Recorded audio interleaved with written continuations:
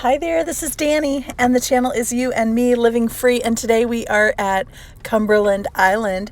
This is in Georgia, just a little bit south of Jekyll Island, where I was in my last video, and I'm still with my friend Sharon, and if you saw the little picture of me in the corner, that is giving you a little glimpse of what they have on Cumberland Island, which is wild horses, which is a very cool part of the experience. So without any further ado, let's get started. Here you see me riding over on the ferry, because how else are you going to get to your island?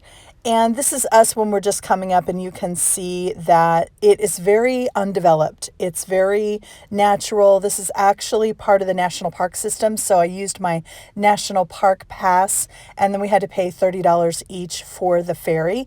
So I'm not going to be exactly 100% tour guide. I'll tell you kind of what we're seeing, but I'm really going to kind of tell you about Sharon and I and our day there and the little stories behind the scenes, which, as you know, is what I usually do. So they drop you off on this ferry, and they give you a map, and the trails are super, super easy. It's not like you're going to get lost on these trails or anything, but it really is beautiful, as you can tell. So our first attraction was this Dungeness estate. I'm not sure if I'm pronouncing that right, but it was part of the Carnegie family, Thomas Carnegie and his wife, and I forget what her name is, but they came out here on vacation. They loved it. So she made sure that they bought an estate here, and then he bought up a bunch of the land. I think at one point he owned like almost the whole island. And so then they built their estate here, and they had these magnificent gardens and everything. So there are several buildings in the estate, and those are vultures at the top, which was kind of cool. Kind of cool, but it's kind of creepy, because you are walking up to these ruins, and so the mansion or the estate was abandoned and nobody lived there, and then there was a big fire years later. So this is how they've kept it, and now it's kind of part of the national park system. It's a national seashore or whatever they call it. So it's not actually a national park, but it is part of that system.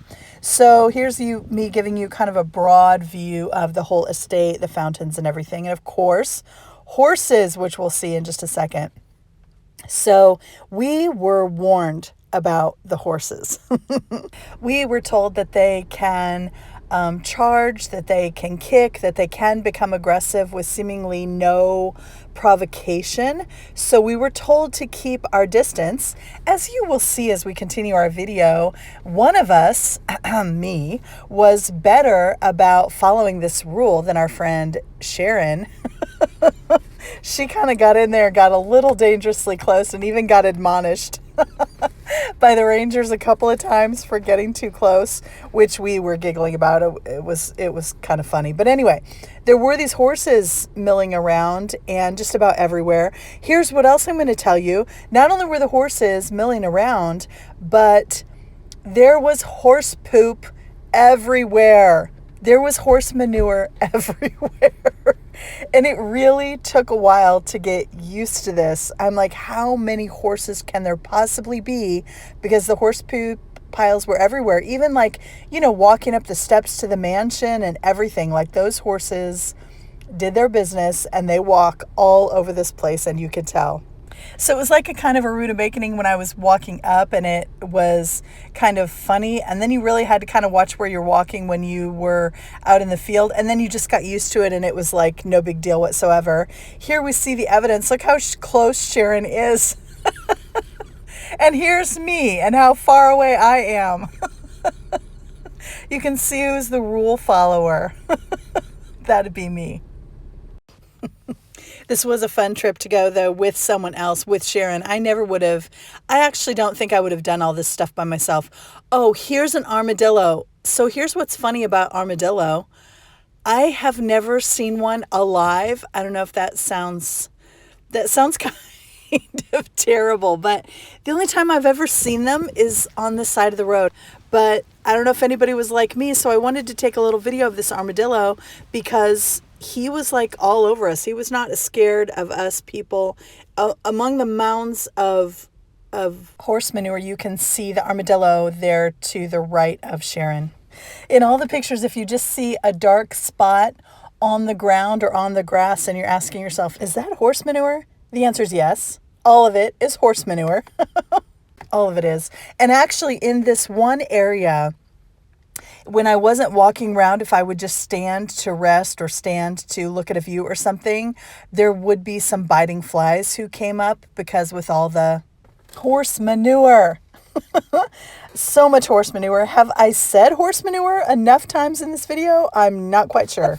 I don't know. I've never really been around horses that much. And so when someone isn't cleaning up after them, I guess you'd be astounded by the amount. Anyway, this was a cloudy day, or else I think these pictures would be so much better. Just looking at them as I'm editing this video, of course, it doesn't do it justice. It doesn't do this, just like it doesn't do nature and so many of those natural things either. But this was gorgeous. This is one of my favorite shots, just completely centered of this palm, whatever it is. You know, I never know what anything is called, but I know beauty when I see it. So we walked around for over an hour or so and just took pictures and enjoyed the horses and the scenery, which was wonderful. A big part of the story of this island was really the walks. So everything was a mile or two apart. And so you're walking.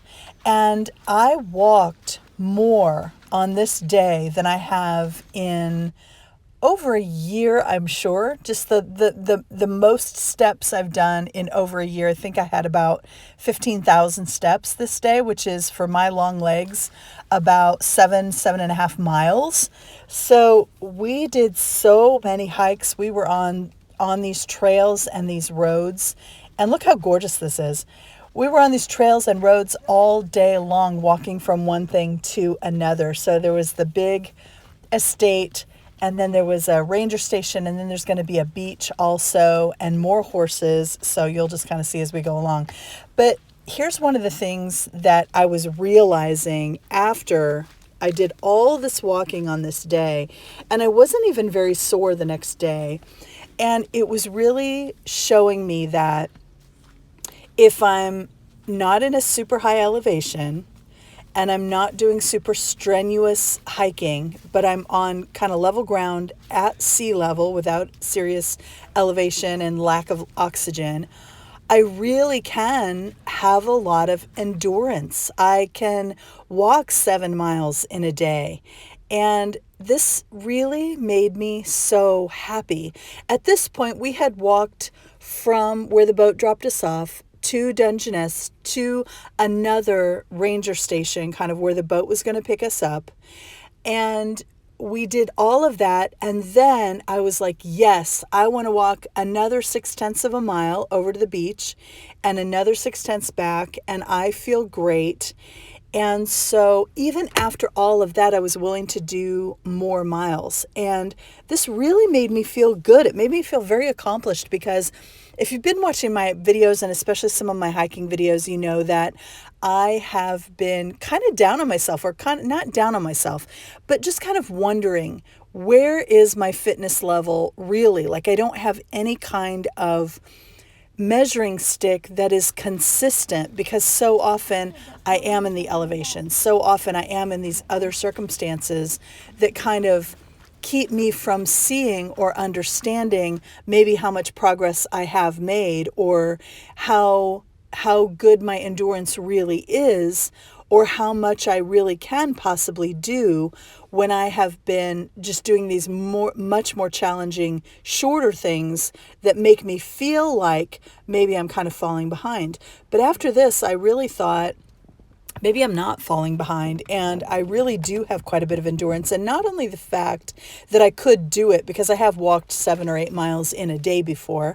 I have done that before, so it's not like I've never done that. But I wasn't even really sore the next day. And I'm even finding that I am more sore when I don't move. Like if I have a rainy day and I'm in the van almost all day, or if I'm driving all day, those days make me more sore and stiff and uncomfortable the next day, as they're worse on my body than these days, this day in particular, where I walked 7 miles. 7 miles.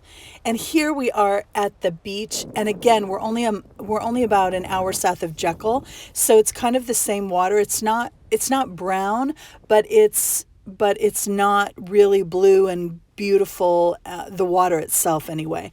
And especially, again, we're on a cloudy day, so that makes a difference in how everything looks.